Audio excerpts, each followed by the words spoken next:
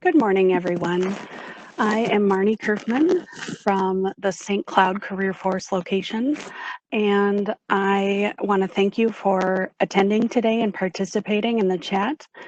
We do encourage you to reach out to your local Career Force locations for more information on veteran services, dislocated worker programs, and vocational rehab services.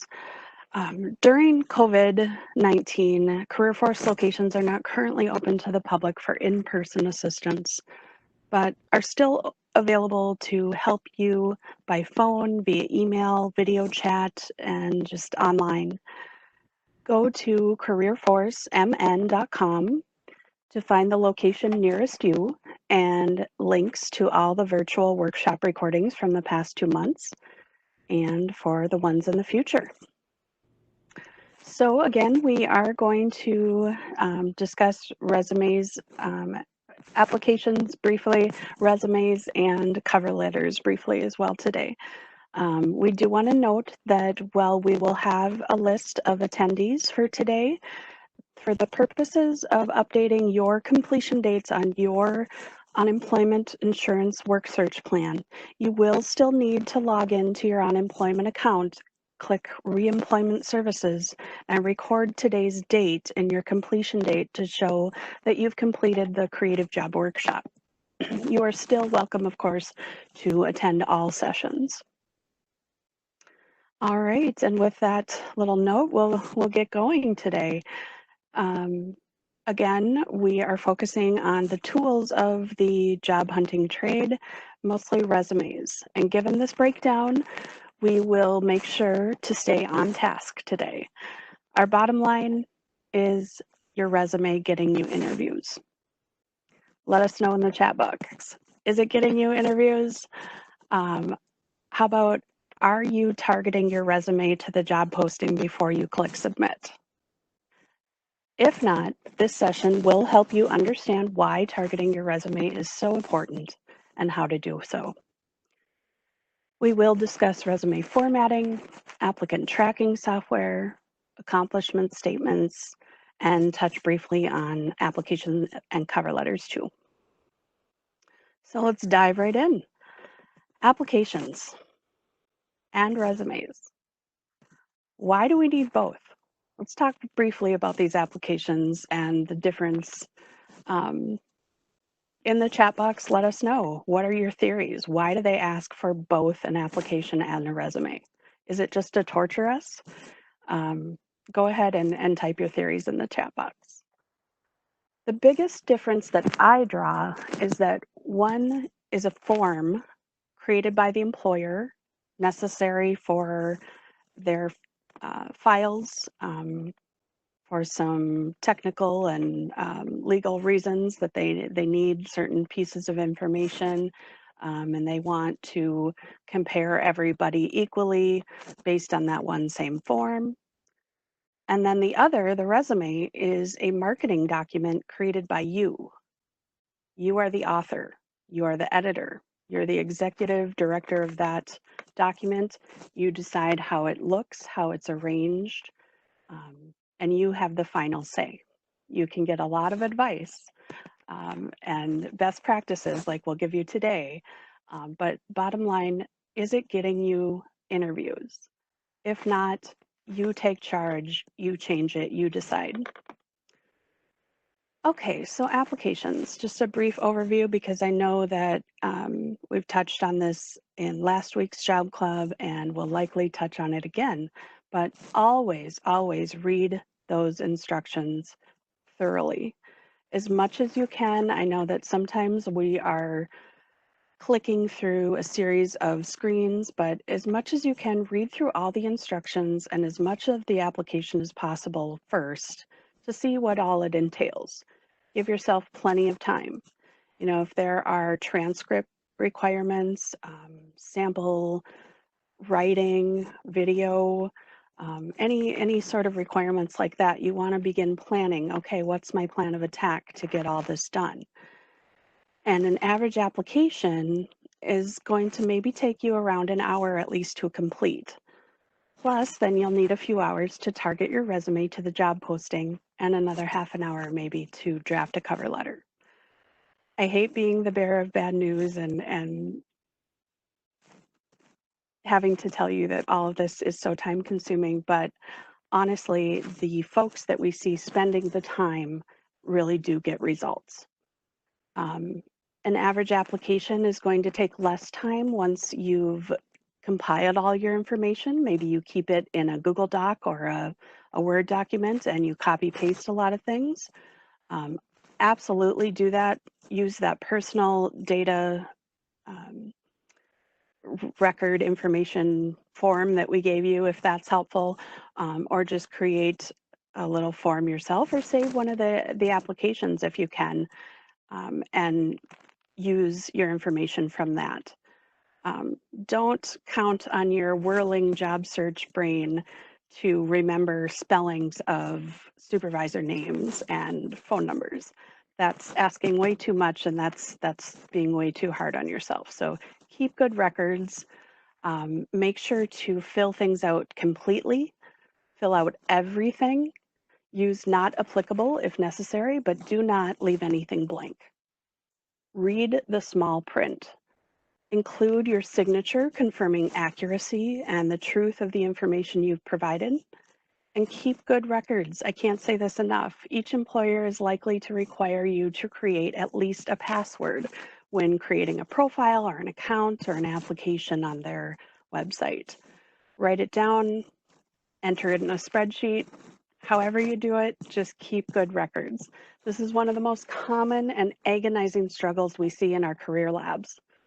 Remember, the application is one of the first impressions that you'll leave with the employer, so make it a good one. All right, moving on to resumes. You'll notice the recurring theme in my message today is target every resume every time. Include relevant information only. So how do you know what's relevant? Well, you focus on what information the employer has given you and what you can read about and research about that employer and their position that they've advertised. So after completing this section, we would like you to be able to understand the key basics of resumes, the basic resume sections, know the importance of targeting the resume, understand the formatting options, choices, and the importance of using the right one for you and your situation, your background, and your experience. Know what an accomplishment statement is and how it's used to sell your skills on a resume. Finally, we'll talk briefly about the importance of sending a cover letter and the basic content to include. Now, I really want to focus on the information on this slide. The resume is relevant evidence of how you add value to that employer. So include only relevant information. Don't give them a life's history. That's overwhelming. It won't get read. Provide evidence of your skills. So don't just laundry list tasks or duties that you've done, but explain how you've accomplished tasks using those skills. And know that every bullet point must add value. If it's not adding value, then it can probably come off. So is there a perfect resume out there? No. There are just many different strategies, and we provide you with the best practices. There's no exact formula to resume writing. If there was, you wouldn't need us. It's both an art and a science. CareerForce staff offer best practices and strategy advice. So please keep this in mind as you digest our observations and our suggestions for you. The most important thing is that you are comfortable with your resume so that you can have the confidence to sell your skills and your experience when interviewing. Nobody can come into that interview with you, so you need to know what that resume says, and you need to be able to back it up with some stories.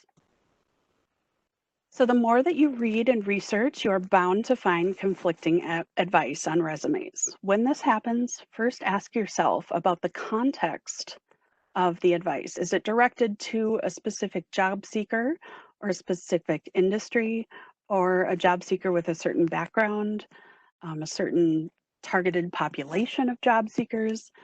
Secondly, ask yourself, is this what's right for me?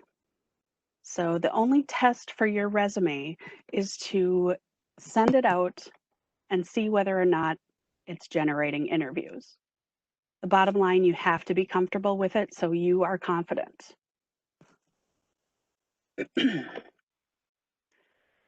So maybe you'll get tired of this, but I have to pound it in. Resumes, you have to target them every time. So where do you start?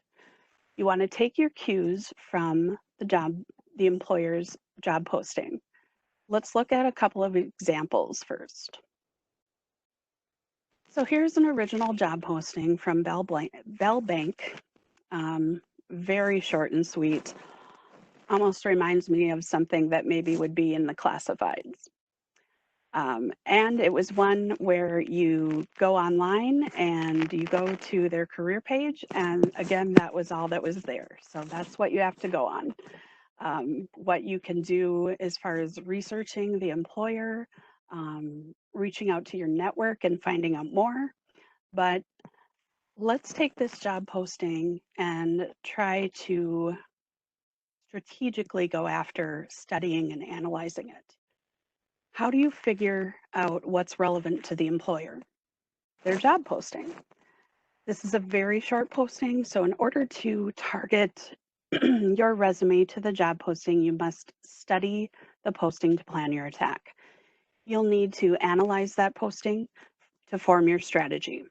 So a few things you can do, and some we've heard mentioned before on Job Club. You can use a free word cloud. Just Google or do an internet search anywhere for free word cloud.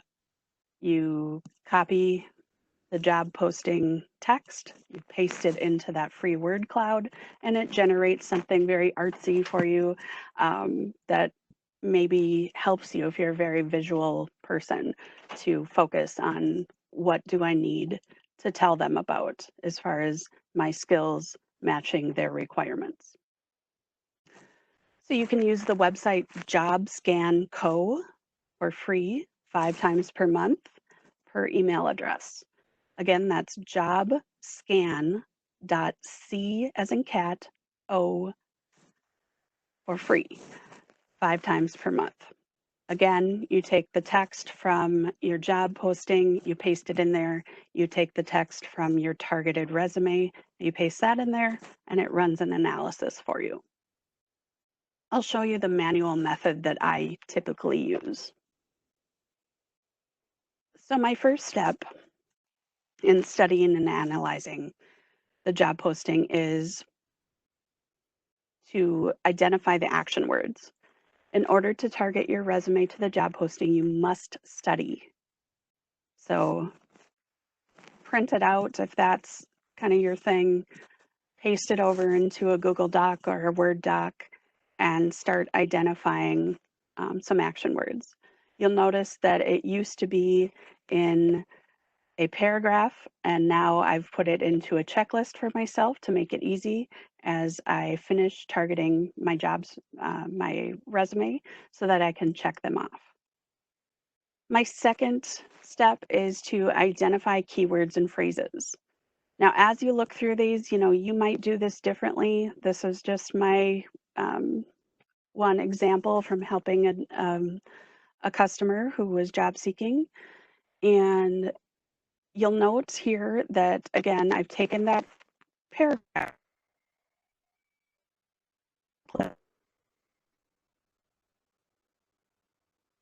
I may not words from one of their sentences into just one of my accomplishment statements. Do what works for you.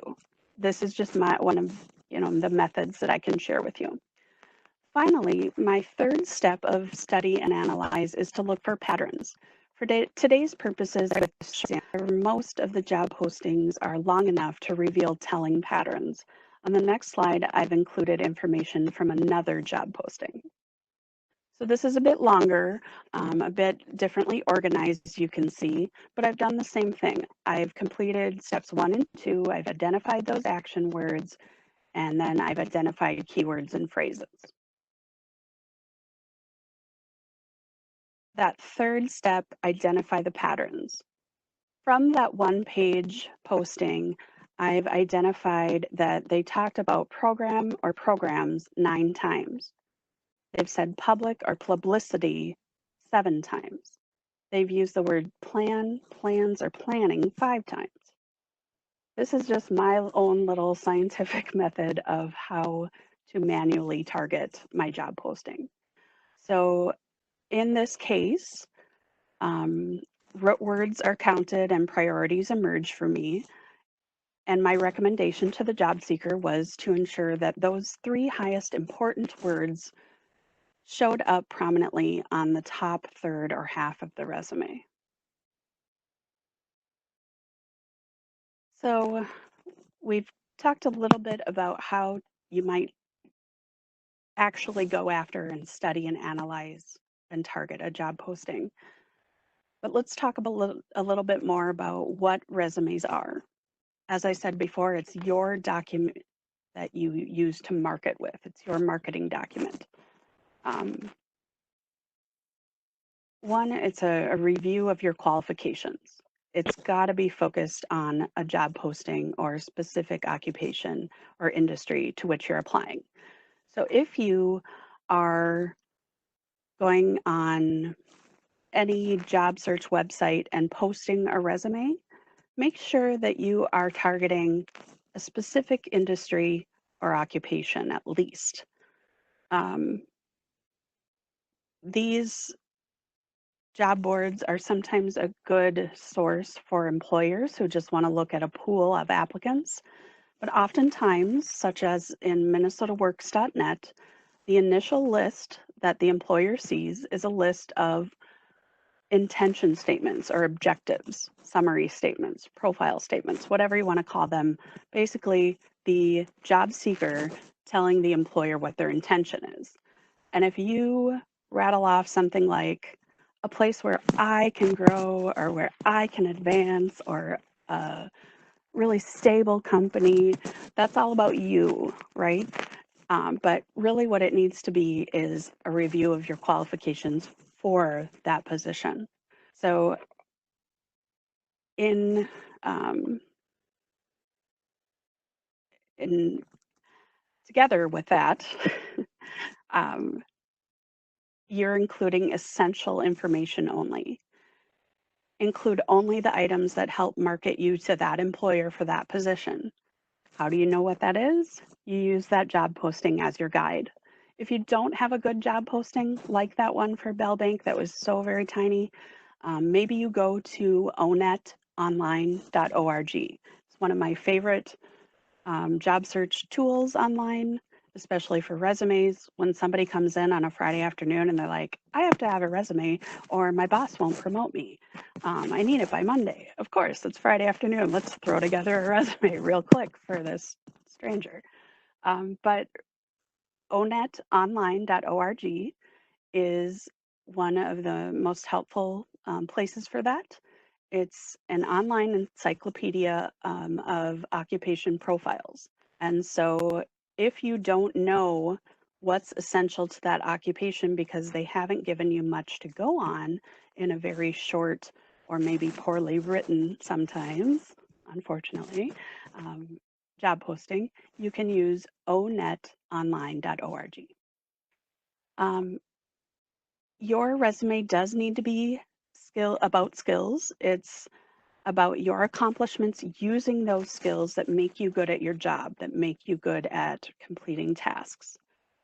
It needs to be unique. It needs to be about what makes you different from the other candidates, which is why it's recommended that it's written and edited and presented by you. Those accomplishment statements and crafting them are what helps make it unique. It tells about your experience and your skills doing the job, finishing a task. Again, it's a marketing document. It's marketing a product, and that product is you. A lot of us are not natural salespeople. I know I am not, so this makes me kind of nervous.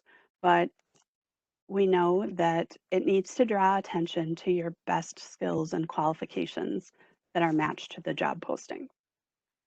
It needs to be effective.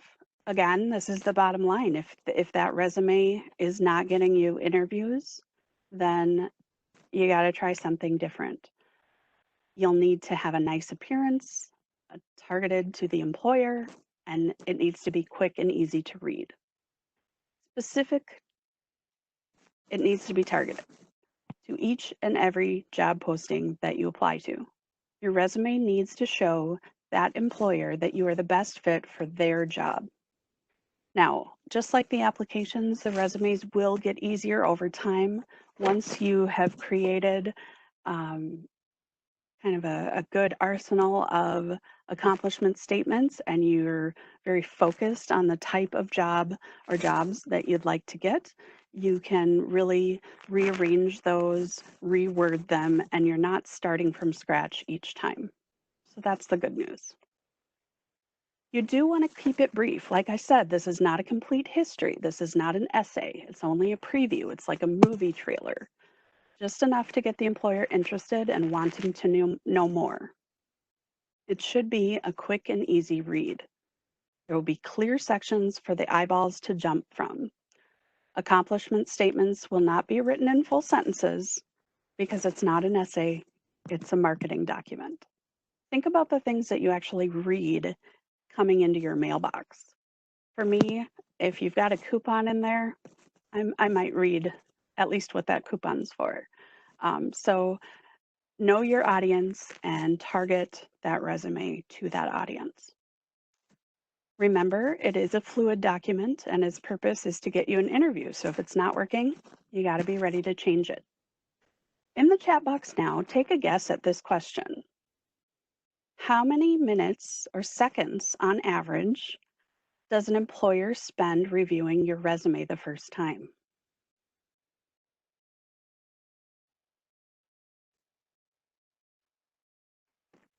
Oh, we've got 30, 60, 7, 2 minutes, 30 to 90.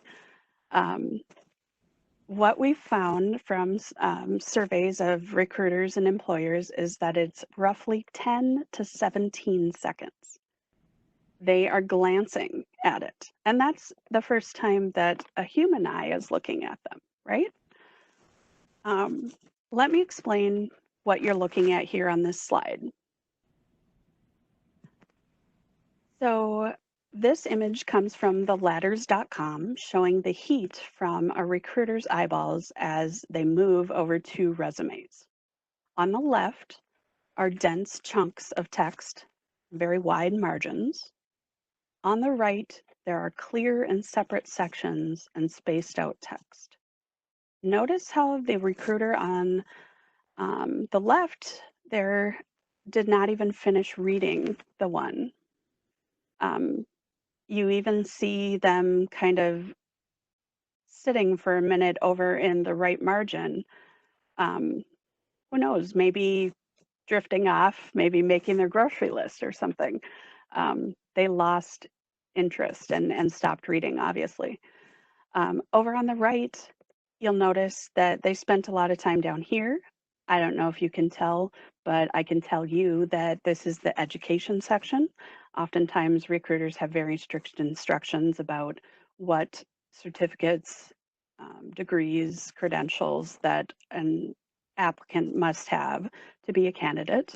And so that's probably why they concentrated on there so much. But you can see how they have bounced down the document. So let's talk a little bit about making it scannable. Most of us understand that our application materials will be scanned by a software first during the review, during the application process, before reaching a human eye. Be aware that any fancy font, colored, italicized, underlined, anything with tails, serifs, They can be misread sometimes by scanning software used by many organizations to screen applicant documents initially. So applicant tracking software can also sometimes only read text. Make sure that you avoid doing any text boxes, graphics, things like that. Um, Make sure that you speak their language. If your previous employer terms the people that you serve customers, but the employer whose job posting you're targeting uses the term guests, um, change that term on your resume.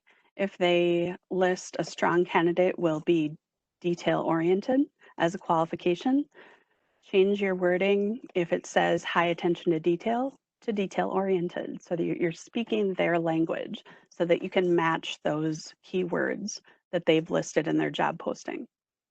This is like a matching game sometimes, unfortunately, but you do still have room to be creative and do your own writing. Do some research. This also has been mentioned in past job clubs. Look around the application page for the applicant tracking system brand name, and then Google or do an internet search for that ATS and see what tips you can find on submitting an application, resume, and cover letter through that particular ATS. So resume basics. They are at their core a selling tool, marketing document. They should always be honest. Um, any inaccurate information could cost you your job later, so be honest and forthright.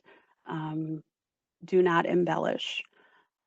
Focus on skills and things that you've achieved or accomplished rather than just the tasks or duties you performed. Employers are more interested in results. So focus the resume on a particular job. If you're trying to include all of your experience and your skills, you make it harder for the employer to imagine you in their position. So again, this is about targeting. I'll say this again, focus your resume, target your resume on that particular job posting.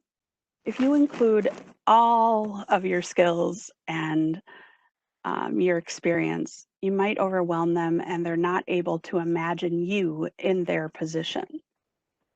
For example, don't confuse them by putting your forklift experience for your resume targeting a job at a restaurant. That's probably not going to help them picture you in their restaurant. Targeting your resume to a particular job helps the employer see how qualified you are and then increases the likelihood that you'll be called on for an interview. Remember, to job seekers, it's a selling tool. To employers, it can be a screening or an elimination tool. So know your audience, understand the job posting, and do the research to find out anything more you can about the role that they've advertised and the company itself. Use keywords to stand out in those applicant tracking systems. That's what all that targeting the job posting, manually analyzing and studying or using the jobscan.co or free word cloud is all about. It's about identifying and um, mimicking those keywords within your accomplishment statements. Applicants tracking systems are used to identify and eliminate interview candidates based on the lack of keywords. So make sure that you are doing the work that it takes to target things. If you are being told that you're not right for the position because you might be overqualified, then you're not targeting the resume as much as you could. So definitely reach out to your career force location and talk with staff about how to better do that. All right, some resume basics. You want to choose a format that best presents your skills relative to the job description that you're targeting. The top third or the top half of the page is key. Make sure that the reader immediately sees your intention. whether it's just a professional title, an objective, a profile, or a summary statement. Whatever you call it, make sure your intention is up there. It must grab the employer's attention during the first half of the page. You do want it to include some white space, use bullets, avoid paragraphs. Margins can be a minimum of a ½ inch, but no more than an inch. For the easiest readability for most eyes, use size 10 to 12 point font. Again, that varies depending on what kind of font you're using.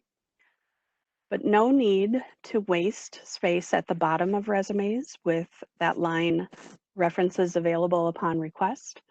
That line is no longer trendy in resume fashion, and it's implied that you will always provide references if you're asked. Unless references are requested, do not send them right away. Start with the basics. Complete that application, send a targeted cover letter and resume, unless the advertisement calls for something additional. If references are requested, place them on a separate sheet with the same name and contact block that you've used on your cover letter and resume. And make sure that they are error-free. One slip up can be the reason to put you in the no pile. I know of an employer who had over 400 resumes come in for one position, and hey, if there was anything wrong, any typo, any copy stain, any rip, tear, she just had to trim down that pile. And so if things weren't targeted, if there were glaring errors, it had to go in the no pile. So that does happen. Again, I have to say, target every time, every resume, no matter which format you choose. The historical way of organizing would be the chronological. It's organized by job history, starting with the most recent and going back in time. Second would be a functional or skills-based resume organized by skills. And then probably the most common that I see now are a combination of the two. Again, whatever format you use, choose the one that best tells your story, and no matter the format, target the job that you are applying for every single time. Here's an example of a chronological resume. It highlights recent employment while de-emphasizing jobs held years ago. It is best for people with a consistent employment history with no gaps. It may not be the best format for individuals with job gaps, recent graduates, or people changing careers. Recent work history should be consistent with the career goal, and you would ideally use about 10 to 15 years of work history and or the last 3 jobs. Now that doesn't fit everyone. You know, folks come in, they've got 20, 30 years of employment at one employer, and those little best practices there that I just rattled off don't always work. So there are other choices. Keep that in mind. There's not only one way to do this. The second type, the functional resume. It focuses on skills and accomplishments specifically. Usually you would have different skill sets, skill sections, and it's recommended for new job seekers. Someone maybe right out of high school, or someone who really needs to just focus on the skills and accomplishments that they have done, and not so much on a work history. And finally, like I said, probably the most commonly used, a combination of both chronological and functional. It's the easiest to target to a specific job posting as far as rearranging, rewording, revising. Generally speaking, it's the most commonly used format. It allows you to focus the top 2/3 of the document on those accomplishments relative to your target, and it condenses the work history into a concise chronological list. All right, so let's go through the basic resume parts. You have your name block. You have the contact info. How do they get a hold of you?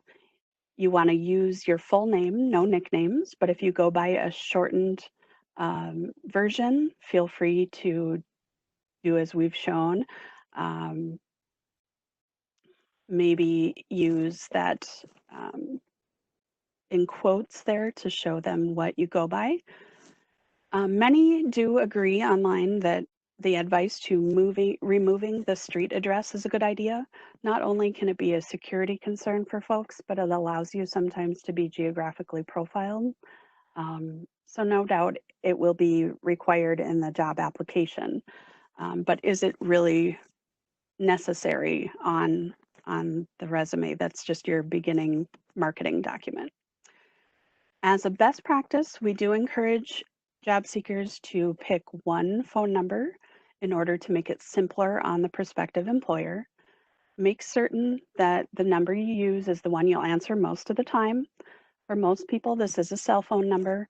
There is no need to label it as such. A phone number's use is implied by its format, so a label is just another added clutter that distracts from essential information.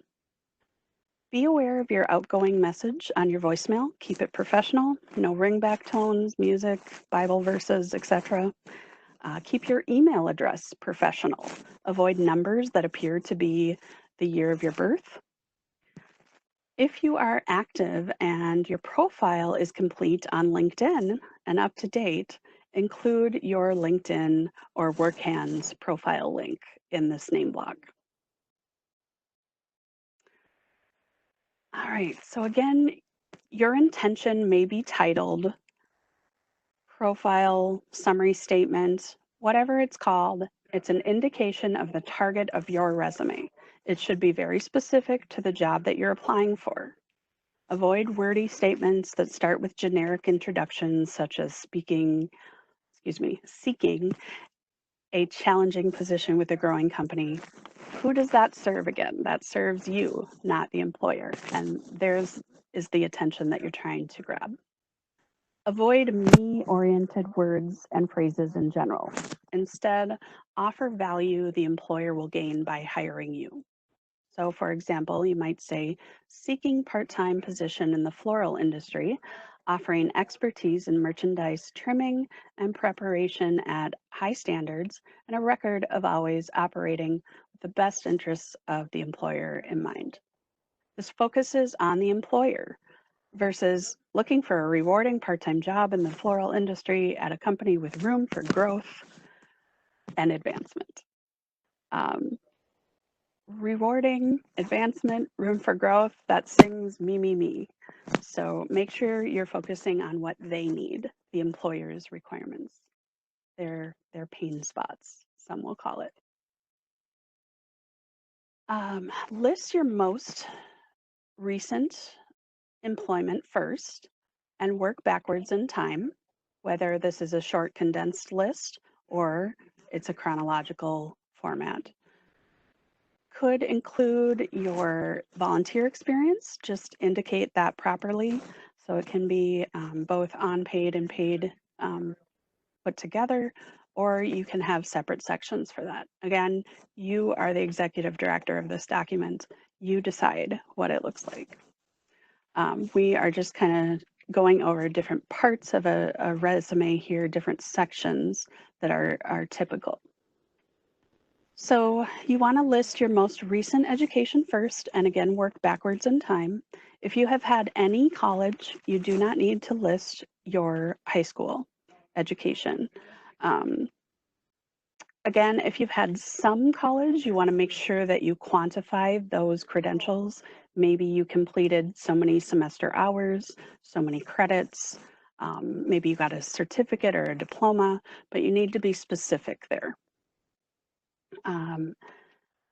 Do know that education dates suggest your age and how current your academic knowledge is. So take that into account and consider leaving them off of the resume. Plus, you can almost bet that these will most certainly require detailed information in the employer's application. So they don't need that information twice. And again, this is your marketing document. It needs to be short and sweet, easy and fast to read. If the targeted position is unrelated to the subject that you studied, you can leave that off.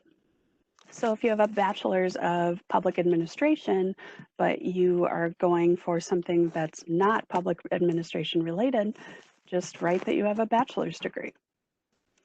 Go ahead and list training and continuing education that are relevant to the job you are seeking. Again, that's the relevancy, the targeting that we have to hit home here. Some other resume sections that you might see are listed organizational memberships related again to the target job, any awards or recognition that you've received for your work, and only list hobbies if they are directly related to the target job. If you open maybe a Microsoft Word resume template, it might still have an interest and hobby section in it. That's no longer very trendy. Again, only list those kind of things if they are directly related to the job. If you are someone who likes to work on old furniture, if you make furniture yourself, if you do wood whittling and you're applying to a cabinetry finisher job or carpenter position, that makes sense. Those are related. But if you like reading mysteries and thrillers, if you're applying to Barnes and Noble, that's great, or the library, or something like that. Otherwise, keep it off of there. The resume trend used to include, making sure that they see me as a well-rounded person, but there's no longer time for that in those 10 to 17 seconds that you're getting that glance at the resume. Be cautious, finally, of including any affiliations that could be polarizing. For example, anything political or religious. If you do some volunteer work or you've done paid work, you can always try to leave out the denomination or particular organization leaning. Again, if you're concerned about something like that, this is definitely something that you should contact the staff at your local career force locations to kind of have a sounding board and get a second opinion on. All right, let's talk accomplishment statements. This is really the meat, the nitty-gritty of each resume as you're targeting a job description. Ideally, you will seek out different action words to begin each accomplishment statement in the resume. And again, use that employer's own action words from the job posting. Let them know that you speak their language. Examples of action words can be found in long lists online. Just do a search for resume action words, or again, visit onetonline.org for ideas. In email resume reviews, I often will alphabetize accomplishment statements to highlight repeated action verbs, knowing that redundancy is sometimes off-putting within resumes. It can be perceived as a sign of disorganization or lack of attention to detail, and sometimes those repeated action words mean that you can combine statements. Or you might be able to just right-click on that word and check out a list of synonyms for that action verb, or go to thesaurus.com or do a resume action words search. Phrases like responsibilities included and responsible for do not add value to the resume, nor do they reveal your unique experience. And they can sound like they've been copied straight out of an internal position description from your last employer. This is why we teach about accomplishment statements, also known as skill statements, impact statements, or power statements. Carefully crafted accomplishment statements are how you make yourself stand out from other candidates by telling your own details of performing a task or a skill. Let me give you one example. When I'm assigned to the reception desk here at CareerForce, one of my tasks is to answer phones. If I simply list that answered phones on a resume, it does not tell an employer very much about my abilities or my skills. My guess is that all of you out there can answer a phone, right? To make it into an accomplishment statement, I need to answer or add some details. I might say, answered and appropriately directed phone calls on a 6-line switchboard for 5 partner agencies and 40 to 50 staff. That gives a little bit of an insight into the volume that I can handle and the know-how and problem solving skills that I might have on those phones. Okay, for the next slide, please open a blank word processing document or grab a writing utensil and piece of paper. There will be 2 tasks listed, so please prepare to rewrite, reword, or revise them into accomplishment statements about your own experience. Then share them with us in the chat. One task is kept inventory. It can be any type of inventory of customers, tenants, supplies, food. You might have to do that for your own household. The second is called customers. I'm sure you've called folks before. Hopefully you can somehow relate it to your own experience, either professionally or personally. Go ahead and rewrite those with some specific details, starting with a strong action word. As you work and submit those to the chat, let's review some basics about accomplishment statements. Resume bullet points should be accomplishment statements, not just tasks. A combination of action, detail, and results that show your value and evidence of your abilities. Again, a laundry list of duties equates to unsubstantiated claims that do not sell you. So work on building statements that describe your unique experience performing that duty or exhibiting that skill. Strive to include specific details. Try adding numbers by quantifying things. This will enhance each statement, making it more effective. And ask yourself those journalistic type questions: who, what, why, where, when, and how often. Maybe demonstrated in what situation, project, system overhaul, or transition. How often, how well, how many, roughly, what kind, which included certain tactics or equipment, things that you've used. While you continue to submit your rewrites, let's talk about those things on onetonline.org. Sometimes folks will go ahead and copy paste from ONET to their resume draft, and that's very evident, but I appreciate that at least they've done that step to go and look for what they identify with that they did at their previous position. If you're not a great writer, if you don't have confidence in your spelling or just writing the resume, creating a marketing document, make sure that you understand that you can rely on us at the CareerForce locations. Staff are here to help you, to be sounding boards, to ask you the right questions. Sometimes it really is like kind of pulling the answers out of you as we have a conversation about what you used to do at your position. All right, so we've got lots of numbers here from people.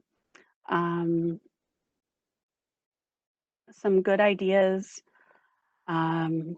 I appreciate your effort to go ahead and do that little exercise. I know that these don't always apply to everyone, so I appreciate you thinking out of the box there and trying that exercise. You might look at your current resume draft or an old position description and kind of pick that apart. How did I do this? How much time did I spend on it? How frequently? Roughly looking at maybe some numbers. You can use a range. You can say up to, you can say about X percentage. A lot of us don't have to log each and every moment of our days when we're at work, so it is trying to quantify sometimes, but you can work on it and do it. So here's an example of what you might write. And I'll say that writing and refining accomplishment statements to target a requirement list in a job posting is one of the most time-consuming tasks in resume building. However, you can take heart in knowing that all the work that you're doing while you're building these to make sure that targeted resume is effective is actually preparing you for the interview. In fact, all of your job search activities are building blocks to that interview in your next job. So know that you are doing meaningful work as you take the time to carefully construct powerful accomplishment statements one by one. Do your best to draft these using the posting as a guide, and then send your drafted resume along with the targeted job posting in for review. Visit careerforcemn.com to find your nearest location and email your resume and/or cover letter, plus that targeted job posting, to be reviewed by CareerForce staff. We can email you back with some suggestions and observations. We can give you a call, or you might just call us right away.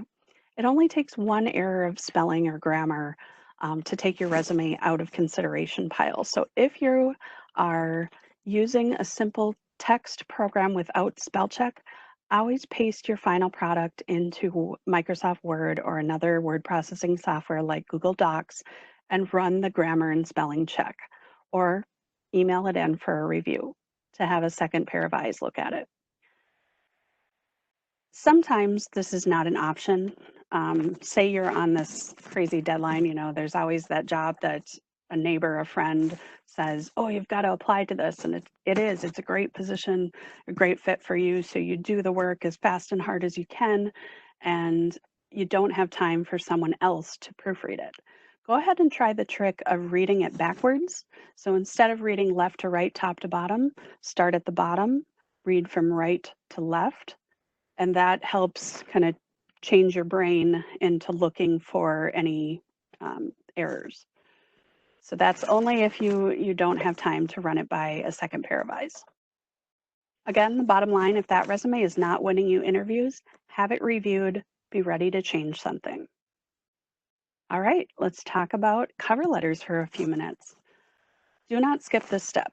Although some say that it's a formality or even obsolete, every resume needs to be accompanied by a cover letter. It's another chance to market yourself to the employer, to introduce yourself. Use the same name or contact information block as you've got on your resume, and address the letter to a specific person whenever possible. Always try to find an individual's name to address the letter to. After exhausting all of your research angles to finding a name, you could use Dear Hiring Manager, Dear Search Committee, Dear Hiring Authority, something like that. No to whom it may concerns. That's considered too broad, too much. It's no longer trendy. Each letter should be targeted towards the job posting and should not repeat anything from your resume. Remember that unlike the resume, this is a chance to write in full sentences, so show off those skills. Again, if these are not your top skills because you are not a writer or an author, go ahead and send those in for review, and we can certainly help you look your best. Avoid starting too many sentences with I, me, or my if possible. Remember that the entire letter is about you, by you. There's no need to reiterate the fact with these pronouns. All right, the content of that cover letter. You want it to be honest. Your cover letters may or may not be read.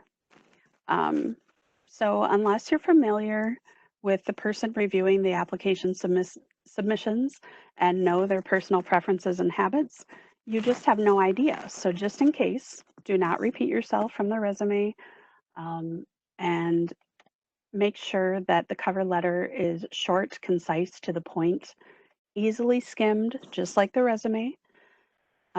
Probably no more than 3 paragraphs total, no more than 3 to 5 lines or sentences each. Indicate how you will follow up with the employer whenever possible. If you do this, make sure to mark it on your calendar, and make that effort. Be a person of your word. Following up does help you stand out.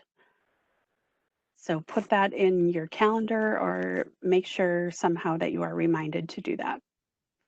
If you are asked to indicate salary requirements in the form of a range that comes from your research of local competitive wages, again, Career Force staff can help you with that if you're not sure where to find that. Make sure that you proofread and edit your cover letter just like you would with your resume, so there are no mistakes, no errors. All right. So do we have anything in the chat that we should touch on? I do want to thank you guys for your participation and your attention today. We have a ton of information, and we'll get to as much as we can. I do realize that we are 3 minutes from time. So for those of you who had some questions, if you can hang out just a little bit longer. Real quick, on cover letters, can you use I? I would avoid using it at the beginning of sentences as much as possible. One of my little tricks that I like to do is do a Control F to find and see how many times someone has used I, and often it's beginning those sentences. So again, if you're not a great writer, if you're not confident in that, reach out to us and we can help you flip-flop those sentences or kind of rewrite. It is different than in a resume, though, where we don't use any pronouns. We are using pronouns in a cover letter. We just don't want to start every single sentence or paragraph with I. You got it. I did have a couple questions on if we only put relevant information into a resume, how do we leave out irrelevant job history, therefore creating a gap in employment? No, not if you're using a chronological format or a chronological list. But you will need to take the experience from that unrelated position and relate it to the position that you're targeting. One of the tools that I use is, again, using onetonline.org. You'll find that within each profile, there is a KSA section with knowledge, skills, and abilities. And oftentimes, if you put the list of previous position that's unrelated, KSAs, next to the targeted positions profile, KSAs, you'll find a lot that match up. And that's why you're applying for them in the first place. So that sounds like something that you'd maybe want to bounce off a staff person at one of your local career force locations to really discuss your strategy and figure out which format is best for you. I had a lot of questions about long-term employment with one company with multiple positions, company name changes. I will be sending out an example of that if you didn't get that through the chat. Another question, I thought an objective statement was no longer current on resume structure. What are your feelings on objective statements? Right. So a lot of folks believe that objective statements like cover letters are obsolete. Especially during the recession, I remember hearing radio shows talk about that. It was even on TV one night, on the news. Basically, your intention should be in there somewhere. So like I said, whether you call it your profile statement, your summary statement, or an objective statement, or if you just put Marnie Kerfman, comma, job search strategist as a professional title, it has to include some sort of intention. Sometimes we open resumes from the emailed in resume review requests, and we have no idea what the person is targeting, what their intentions are, what their job search is after. So make sure that that is clear somehow. Perfect. Someone had mentioned this before, and I've gotten this a couple times because, you know, in one of these job clubs, someone had said, you know, only write a cover letter for those jobs you are really, really interested in, and don't bother with other ones. Just as a preface to the question, do you recommend writing cover letters for every job? As a best practice, part of our creative job search curriculum does indicate that that is something that you should go ahead and do every time. Yeah. I would agree with that. Yeah. Personally, um, you know, I'm going to send it every time. I'm a rule follower. I like formality sometimes, and I figure that at least if I spend 20 to 30 minutes on that, and it's probably an old letter that I've revised, rearranged, rewritten, um, that it's worth it. It's just another option that they're allowing me to attach. So why not? In case it gets read, that's just, you know, more benefit to me. It can't hurt. It can only help. You got it. We are at time. Just to give everyone a follow-up on all the follow-up I've been talking about, all the links that Marnie mentioned during this presentation will be sent. The slide deck, a lot of information was given here very quickly, and thank you all for hanging in there, will be sent with Marnie's notes. There will also be a recording of today's session available. I'll be sending the link to that also. That's why this will not come out until tomorrow morning. I've got to edit that a bit, upload it to YouTube. So you will not get anything from me today. You will get it tomorrow morning, sometime about mid-morning. Thank you, everyone, and thank you, Marnie, for all the great information. We're sending information on how to register for next week's Job Club, which will be about how people get jobs through social media and networking. Look for the link to that on the virtual and interactive site soon. Thank you, everyone. Have a great day, and let us know if we can help. We are closed physically, but open virtually. We'll be sending everyone contact information for your local career force location. Have a great day.